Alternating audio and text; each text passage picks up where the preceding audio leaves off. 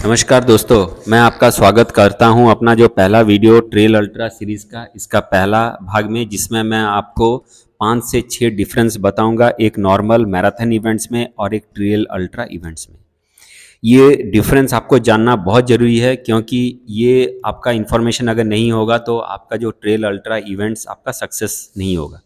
सबसे पहला बात है कि आपका ट्रेल अल्ट्रा इवेंट्स में कभी भी आपका डिस्टेंस मार्कर नहीं होते हैं।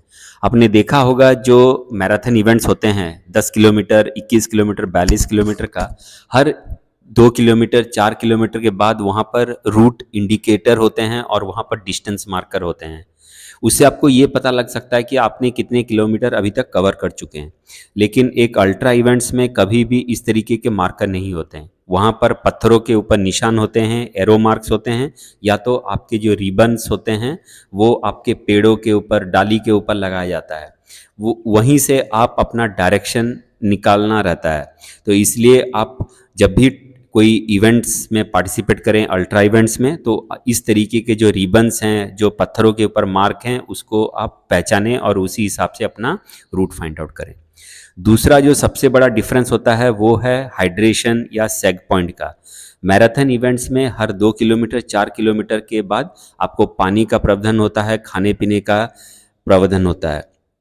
लेकिन एक अल्ट्रा इवेंट्स में ये कभी भी आपका 2-4 किलोमीटर पे नहीं होते हैं, कम से कम 10 किलोमीटर, 12 किलोमीटर के डिफरेंस के ऊपर होते हैं। इसमें ये लॉजिक लगाया जाता है कि आप अपना जो पानी का प्रबंधन, जो खाने पीने का जो अरेंजमेंट आप अपना खुद करें। इसलिए आप अपना हाइड्रेशन बैग साथ में लें। आपने बहुत अल्ट्रा मैराथनर्स को देखे होंगे, वो अपना हाइड्रेशन बैग खुद कैरी करते हैं, क्योंकि उसमें उनका खाने पीने का चीज़, electrolytes, energy gels, energy bar, सब कुछ उसी में होते हैं। तो इसलिए आप ये हाइड्रेशन बैग का यूज़ करें और अपना जो अरेंजमेंट्स खुद करें। तीसरा हो गया आपका कट ऑफ टाइम। आपका मैराथन इवेंट्स में बहुत जगह पर कट ऑफ टाइम होते हैं, बट इतना वो रेस्ट्रिक्टेड नहीं होते हैं। आपको 10 किलोमीटर, 21 किलोमीटर या 42 किलोमीटर का सिर्फ एक कट ऑफ टाइम होता है कि आपको 10 किलोमीटर यही कोई 1.5 घंटे में फिनिश करने होते हैं, या 21 किलोमीटर आपको 2.5 घंटे में फिनिश करने होते हैं, या 42 किलोमीटर आपको 6 घंटे में फिनिश करने रहते हैं। लेकिन एक अल्ट्रा इवेंट्स में क्योंकि डिस्टेंस बहुत ज़्यादा होता है, तो यहाँ पर इमीडिएट कट ऑफ्स होते हैं। एग्जाम्पल के तौर पर अगर 50 किलोमीटर का इवेंट कर रहे हैं तो आपको हर 10 किलोमीटर के बाद एक कट ऑफ टाइम रहता है। पहला 10 किलोमीटर आपको यही कोई 1.5 घंटे में फिनिश करना है। दूसरा जो 10 किलोमीटर है वो 1 घंटे 15 मिनट में फिनिश करना है। तो इस तरीके के इमीडिएट कट ऑफ पॉइंट्स रहते हैं और उसको आपको सक्सेसफुली अचीव करना रहता है। अगर आप कहीं मिस कर जाते हैं एक कट ऑफ पॉइंट तो आप डीएनएफ हो जाएंगे। चौथा जो डिफरेंस है दोस्तों, ये है कि आपका मैराथन्स में आपके ग्रुप रन्स होते हैं।